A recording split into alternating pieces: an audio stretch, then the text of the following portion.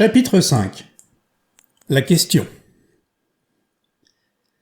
Par le double effet de la secousse physique qui avait marqué mon premier entretien avec le professeur Challenger et la secousse mentale qui suivit le second, je me retrouvais assez déprimé dans Wetmore Park. Sous mon crâne douloureux s'agitait cette seule pensée, que je venais d'entendre des choses vraies, d'une importance capitale, et qui me fournirait, quand Challenger le voudrait bien, d'inappréciables copies pour la Gazette.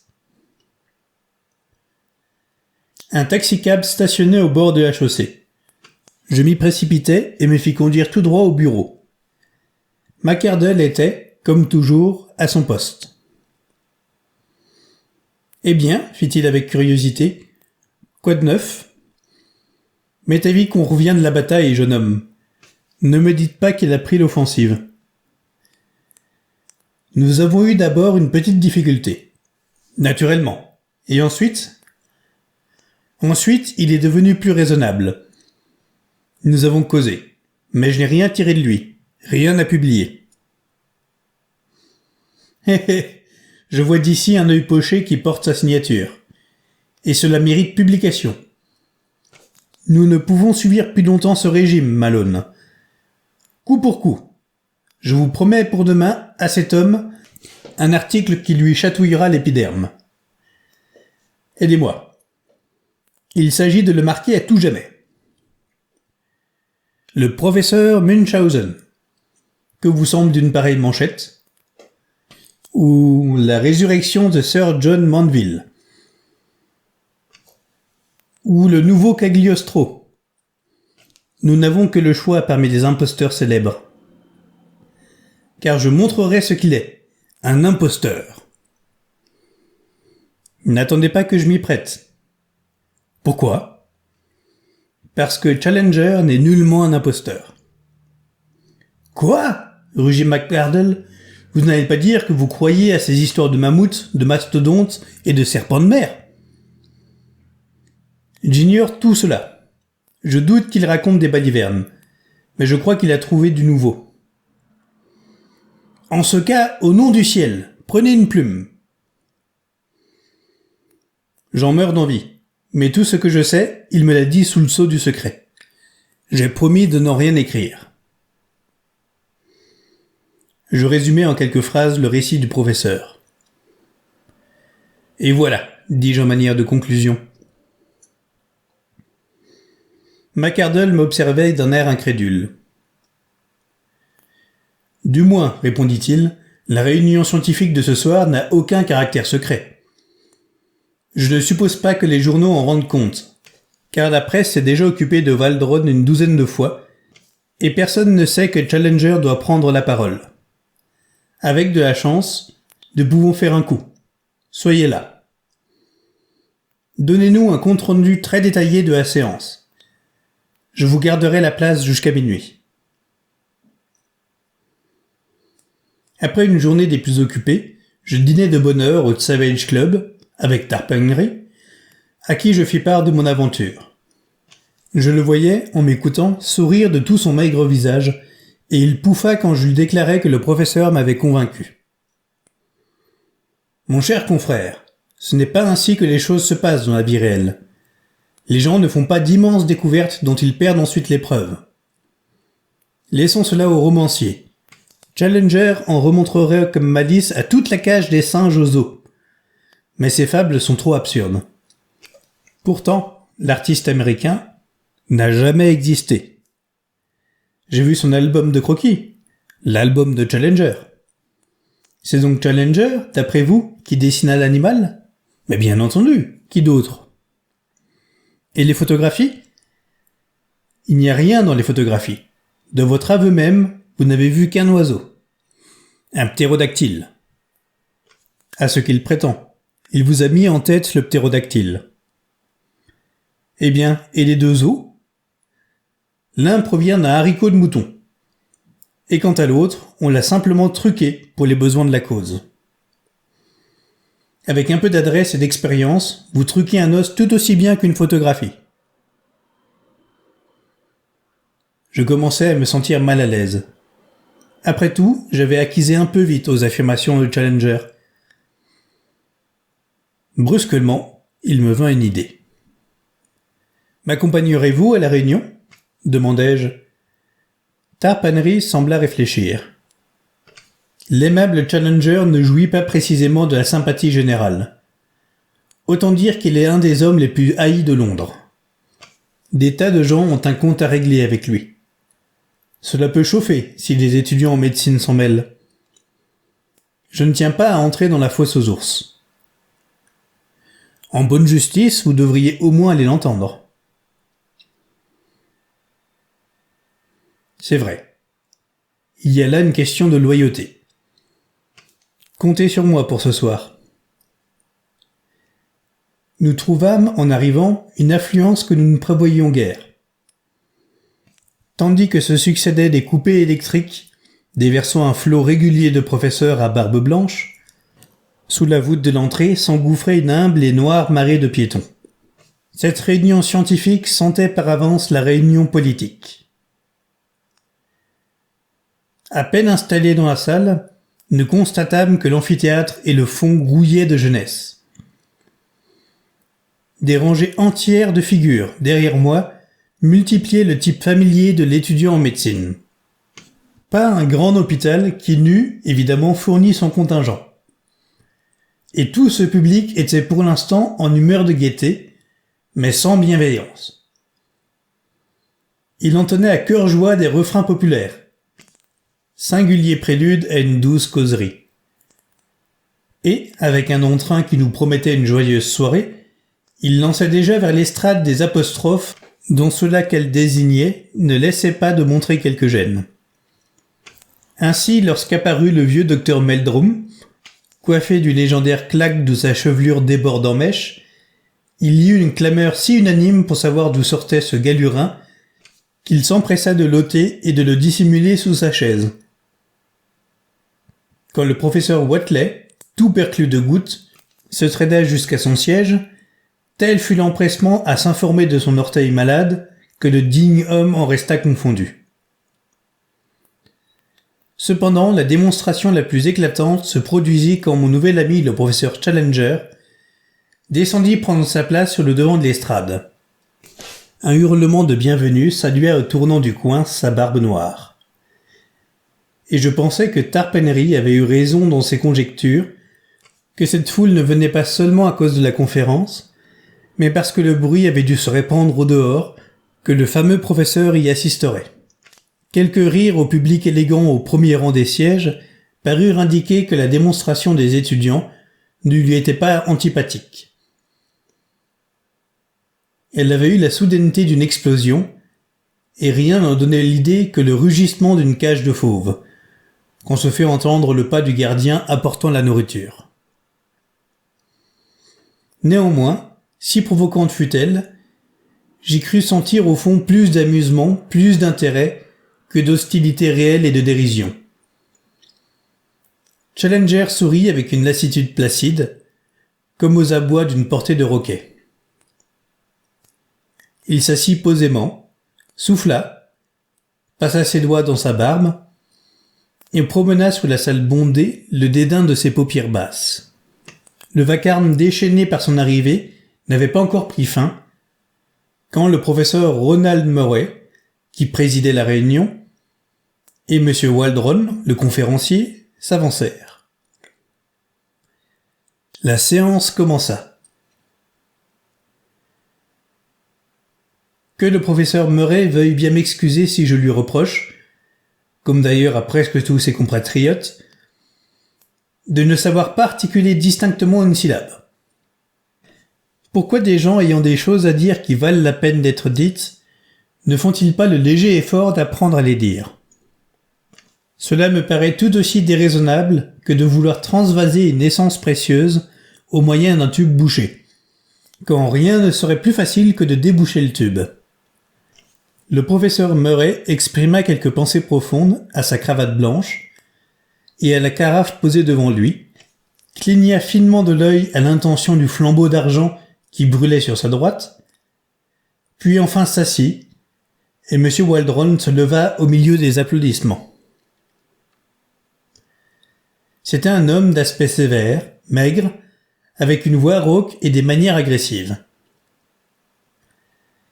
Mais il avait le don de l'assimilation, le talent de repasser au public, d'une façon intelligible et même intéressante, les idées des autres. Et il y joignait l'art d'être drôle sur des sujets les plus invraisemblables, si bien que, traité par lui, la précession des équinoxes ou la formation d'un vertébré devenait une affaire très spirituelle. Dans son langage toujours clair, quelquefois pittoresque, il développa devant nous, à grands traits, d'hypothèses scientifiques de la création. Il nous dit le globe roulant d'abord à travers l'espace, sa masse énorme de gaz enflammé, puis la solidification, le refroidissement, le plissement de la croûte terrestre, la formation des montagnes et la vapeur condensée en eau, la lente préparation du théâtre où allait se jouer l'inexplicable drame de la vie. Sur l'origine même de la vie, il garda une prudente réserve. On pouvait admettre que les germes n'en auraient pas facilement survécu à la combustion primitive. Donc, elles avaient dû venir plus tard. Avaient-elles pris naissance d'elles-mêmes dans les éléments inorganiques en train de se refroidir ? C'était très vraisemblable. Que les germes en fussent au contraire venus de l'extérieur, sur un météore, cela se concevait mal. Tout compte fait, l'homme le plus sage était le moins dogmatique sur ce point. Il n'existait pas encore de laboratoire qui fabriquât de la vie organique avec de la matière inorganique. Sur l'abîme qui sépare la vie de la mort, notre chimie n'avait pas encore jeté le pont. Mais il y avait une chimie de la nature, plus haute et plus subtile, qui, travaillant avec de grandes forces sur de longues périodes, obtenait peut-être des résultats auxquels nous aspirions en vain. C'était, là-dessus, le plus qu'on pouvait dire. Et l'orateur aborda la grande échelle de la vie animale. Elle commençait dans le bas, aux mollusques et aux infimes organismes de mer, pour s'élever d'échelon en échelon, par les reptiles et les poissons, jusqu'au kangourou rat ou au potourou, qui portait ses petits, et qui était l'ancêtre direct de tous les mammifères, y compris, sans doute, par voie de conséquence, toutes les personnes présentes. Voix d'un étudiant sceptique au premier rang. « Allons donc !» Si le jeune homme en cravate rouge qui avait crié « Allons donc !» et qui devait croire qu'il fut sorti d'un œuf, voulait bien attendre à la porte après la séance, l'orateur serait curieux de voir ce phénomène. Rire. On ne pouvait croire sans étonnement que l'effort de la nature à travers les siècles eut pour suprême aboutissement ce jeune homme en cravate rouge. Mais l'effort ne continuait-il pas ? Ce gentleman représente-t-il un achèvement, en somme un terme ? Quelles que fussent les vertus domestiques du jeune homme en cravate rouge, l'orateur espérait ne pas le froisser, en maintenant que sa création ne suffirait pas à justifier l'immense travail de l'univers. L'évolution était une force non pas épuisée, mais toujours active, et qui promettait encore des résultats plus considérables. Ayant ainsi joué avec son interrupteur à la grande joie de son auditoire, le conférencier s'en revint vers le passé. Les mers, en se desséchant, laissent émerger des bancs de sable. Une vie paresseuse et visqueuse se manifeste. Les lagunes se multiplient. Les animaux maritimes tendent à se réfugier sous les plateaux de limon. Et, comme ils y trouvent une nourriture abondante, ils foisonnent. De là, mesdames et messieurs, cet effroyable pullulement de sauriens qui nous terrifiait encore dans les schistes de Wealden ou de Solnhofen, mais qui, par bonheur, avait disparu bien avant l'apparition de l'homme sur cette planète. Une voix sur l'estrade mugit. « La question !» M. Waldron ne badinait pas avec la discipline, et la causticité de son esprit, dont il venait de fournir un exemple dans le cas du jeune homme à la cravate rouge, faisait qu'il y avait quelque danger à l'interrompre. Mais cette fois, l'interruption était si baroque qu'elle le prit au dépourvu. Comme shakespearien, quand on lui jette Bacon à la tête, ou l'astronome à qui l'on dit que la Terre est plate. Il hésita une seconde, puis, élevant la voix, il répéta les mots. Qui avait disparu bien avant l'apparition de l'homme. « La question !» mis de nouveau la voix. Waldron promena d'un professeur à l'autre, sur l'estrade, un regard ahuri qui alla rencontrer enfin Challenger. Renversé dans sa chaise, les yeux clos, le visage épanoui, comme souriant à un rêve. « Ah, je vois, dit-il avec un haussement d'épaules. C'est mon ami le professeur Challenger. » Et comme si cette constatation, soulignée par les rires de l'assemblée, l'eût dispensé de tout commentaire, Waldron reprit sa conférence. Mais l'incident n'était pas vidé. Quelque chemin que prit l'orateur à travers les déserts sauvages de la préhistoire, tout le ramenait invariablement à affirmer la disparition de certaines formes vivantes. Et le professeur de mugir aussitôt. L'auditoire en vint à prévoir chaque fois la minute où le mugissement allait se produire. Les étudiants s'y joignaient en masse compacte. Sitôt que remuait la barbe de Challenger, avant même qu'il ait mis un son, sans voix hurlait « La question ! La question !» À quoi un plus grand nombre répondait en criant « Conspuez ! À l'ordre !» Waldron avait beau être un conférencier endurci et un homme énergique, déconcerté à la longue par le tapage, il se troubla, bafouilla, se répéta et s'embrouilla dans une longue phrase, et, tournant des yeux enflammés vers l'endroit de l'estrade où siégeait l'auteur du désordre. « C'est vraiment intolérable, s'écria-t-il. Professeur Challenger, trêve, je vous en prie, à ces interruptions déraisonnables et discourtoises. » Il y eut un silence dans la salle.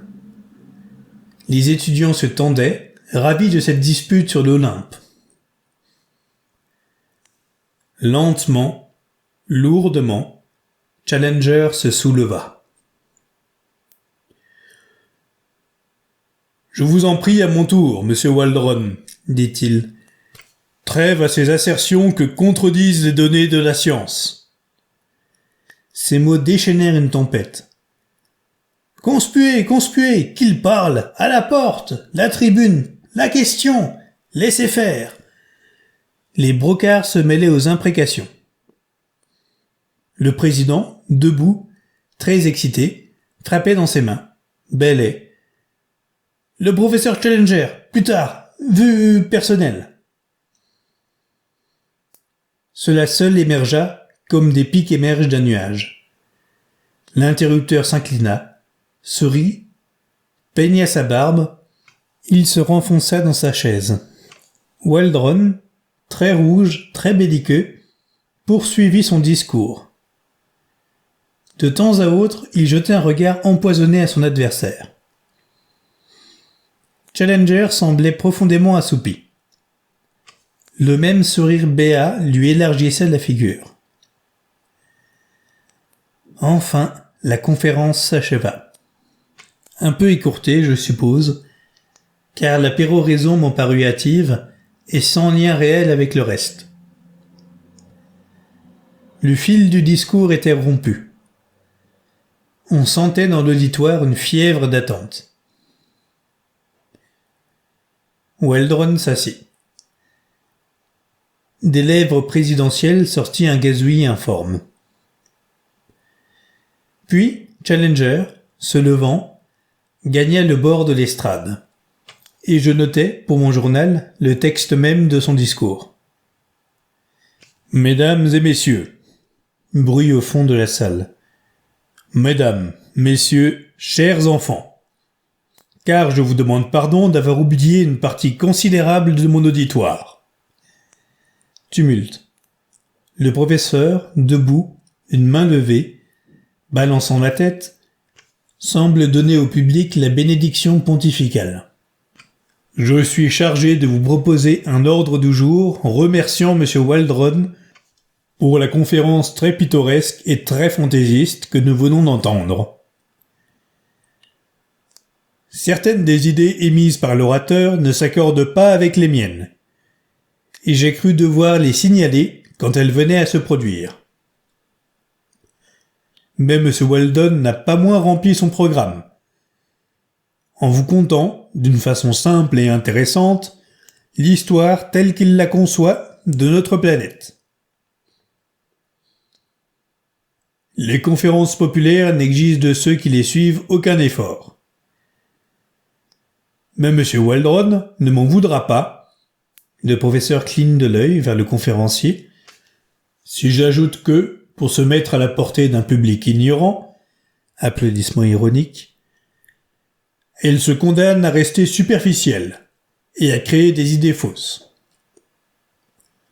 Les conférenciers populaires sont, par nature, des parasites. Furieux geste de protestation de M. Waldron. Ils exploitent, dans un sentiment de réclame et de lucre, l'œuvre de leurs confrères pauvres et ignorés. Le plus petit fait nouveau obtenu dans un laboratoire, la plus modeste pierre apportée à l'édifice de la science, pèse bien autrement qu'un de ces exposés accessoires qui aident à faire passer une heure d'oisiveté, mais ne laissent derrière eux aucune trace utile. Et j'avance cela, que je tiens pour l'évidence même, non par désir de dénigrer spécialement M. Waldron, mais afin que vous n'alliez pas perdre le sens des proportions et prendre l'acolyte pour le grand prêtre. M. Waldron glisse quelque chose à l'oreille du président, qui, se tenant à demi, glisse sévèrement quelque chose à sa carafe. Je n'insiste pas. Hilarité bruyante et prolongée. J'ai hâte d'en venir, avec votre permission, à un sujet d'un intérêt plus vaste. Sur quel point ai-je tout à l'heure, au nom de mes recherches personnelles, révoqué en doute les assertions du conférencier sur la permanence de certaines formes de vie animale. Je ne parle pas en amateur, ni même en conférencier populaire. Je parle en homme de science et de conscience, étroitement attaché aux faits, en soutenant que M. Waldron se trompe quand, pour n'avoir jamais vu de ces animaux que l'on qualifie de préhistoriques, il affirme que ces animaux n'existent plus. Ces animaux sont bien, comme il l'a dit, nos ancêtres. Mais ils sont, passez-moi l'expression, nos ancêtres contemporains. Et l'on peut de nos jours même les revoir, les identifier dans leurs formidables leaders, si on a seulement l'intrépidité de les chercher où ils se trouvent. Oui, les animaux supposés jurassiques, des monstres qui pourchasseraient et dévoreraient nos plus grands, les plus féroces mammifères, existent encore. Cri. Des blagues, la preuve, la question. Comment le savez-vous? Comment je le sais? Je le sais pour les avoir relancés dans leur retraite. Je le sais pour les avoir vus. Applaudissements. Bruit. Une voix. Menteur. On me traite de menteur? Assentiment bruyant. Ai-je entendu quelqu'un me traiter de menteur? Que la personne qui m'a traité de menteur ait la bonté de se lever et de se faire connaître. Cri. Voilà, monsieur. Et des mains au-dessus d'un groupe d'étudiants élève un inoffensif petit homme à bicycle qui se débat de toutes ses forces. Vous avez osé me traiter de menteur? Des cris. Non, monsieur, non, protesta l'accusé, et il disparaît comme un diable dans sa boîte. Si quelqu'un dans l'assistance contestait ma véracité, je m'en expliquerais volontiers avec lui après la séance. Menteur! Qui a dit ça? L'inoffensif petit homme, en dépit d'une résistance héroïque, est de nouveau élevé dans les airs. Si je descends parmi vous? Chœur général. Descends, amour, descends. Qui interrompt un moment la séance. Le président, debout, agitant à la fois les deux bras, semble battre la mesure. Challenger, congestionné, les narines dilatées, la barbe hérissée, est maintenant dans l'état de frénésie de berserk, le héros scandinave quand il voit les champs de bataille. Toute grande découverte a rencontré la même incrédulité, marque ignominieuse d'une génération de fous. En présence des faits, vous n'avez ni l'intuition ni l'imagination qui vous aideraient à les comprendre. Vous ne pouvez que couvrir de boue les hommes qui risquent leur vie pour ouvrir de nouveaux champs à la science. Vous persécutez les prophètes, Galilée, Darwin et moi. Hilarité prolongée. Complète interruption. Des notes cursives, prises sur place, ne sauraient rendre que d'une façon bien imparfaite le chaos qui régnait à ce moment dans l'assemblée. Épouvantées par le charivari, plusieurs dames avaient déjà battu précipitamment en retraite. De graves vieillards se haussaient au diapason des étudiants. J'en vis et des plus vénérables qui, debout, le poing tendu, menaçaient l'impénitent professeur. La salle écumait et ronflait comme une bouilloire. Challenger avança d'un pas et leva la main. Il y avait quelque chose de si hautain, de si saisissant, de si viril dans son attitude, que, peu à peu, les bruits tombèrent au commandement de son regard et de son geste. Il réclama le silence, on l'écouta. « Je ne vous retiendrai pas, dit-il. Cela n'en vaut pas la peine. La vérité est la vérité. Les manifestations hostiles de quelques jeunes écervelés, et malheureusement aussi de quelques écervelés moins jeunes, n'y changeront rien. Je prétends avoir ouvert un nouveau champ à la science. Vous le contestez ? Rire. Je vous mets donc au pied du mur. Voulez-vous charger un ou plusieurs d'entre vous d'aller, en votre nom, vérifier ce que j'affirme ? Monsieur Summerlee, un vieux professeur d'anatomie comparée, se leva dans la salle. Il avait un grand corps efflanqué, un air d'amertume et des traits émaciés d'un théologien. Il désirait, dit-il, demander au professeur Challenger si les résultats auxquels il avait fait allusion dans ses remarques étaient ceux d'un voyage accompli par lui, 2 ans auparavant, sur le haut Amazone. Le professeur Challenger répondit que oui. Monsieur Summerlee désirait savoir comment le professeur Challenger prétendait avoir fait des découvertes dans les régions visitées avant lui par Wallace, Bates et d'autres explorateurs d'une réputation scientifique établie.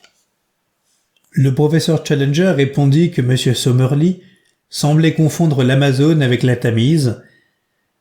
En réalité, c'était un fleuve plus considérable.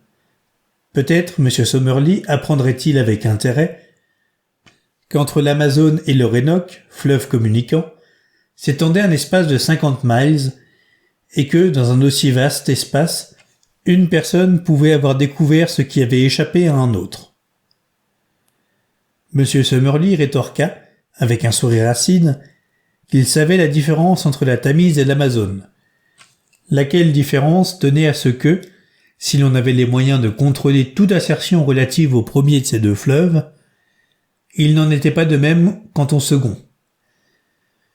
Le professeur Challenger l'obligerait en voulant bien lui faire connaître la latitude et la longitude du pays où l'on retrouvait ces animaux préhistoriques. Le professeur Challenger répliqua que certaines raisons l'inclinaient à garder pour lui ces renseignements, mais que, nonobstant, il les fournirait sous garantie spéciale à un comité choisi dans l'auditoire.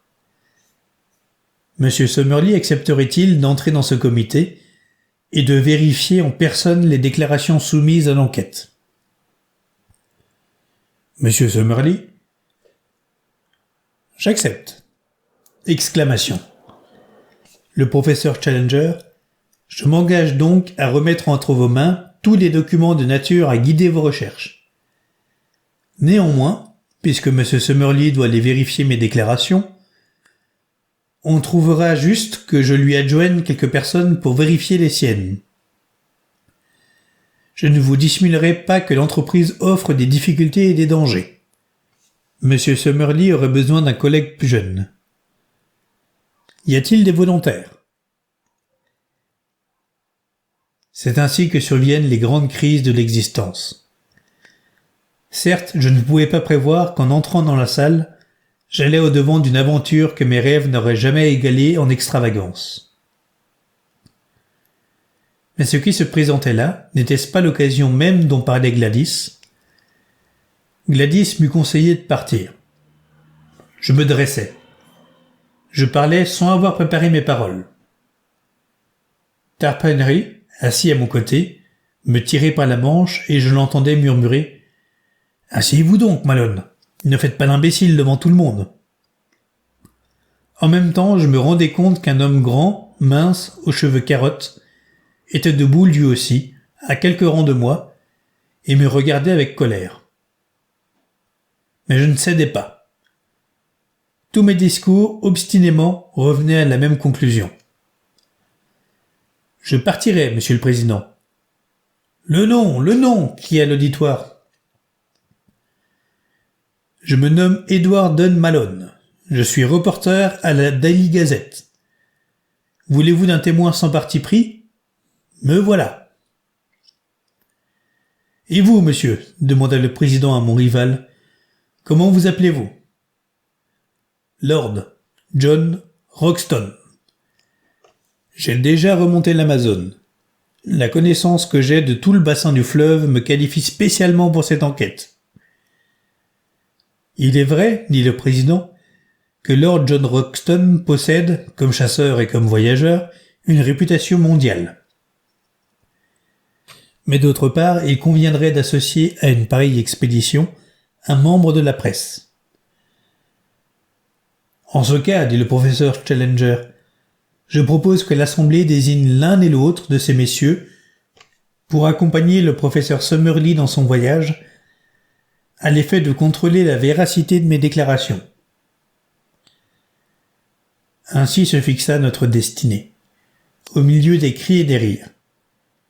Et, quelque peu étourdi par l'immensité de la tâche que je venais d'assumer, je me laissai rouler par le flot humain qui tourbillonnait vers la porte. Comme j'atteignais la sortie, les étudiants se ruaient joyeusement sur la chaussée. Un bras au-dessus de la foule se mit à brandir un lourd parapluie, à se lever et à s'abattre. Enfin, le coupé électrique du professeur Challenger démarra, salué par des manifestations diverses. Et sous les lumières argentées de Regent Street, je me trouvais en marche, seul mais rêvant de Gladys, et fort en peine de ce que réservait l'avenir. Soudain, on me toucha au coude. Je me retournai pour voir braquer sur moi les yeux durs et spirituels du grand homme mince qui s'était offert pour participer avec moi à cette étrange enquête. « Monsieur Malone, je crois, » dit-il. « Je vous accompagne. J'habite précisément de ce côté, dans l'Albanie. Peut-être aurez-vous l'obligeance de me consacrer une demi-heure. Il y a une ou deux choses que j'aimerais vous dire. »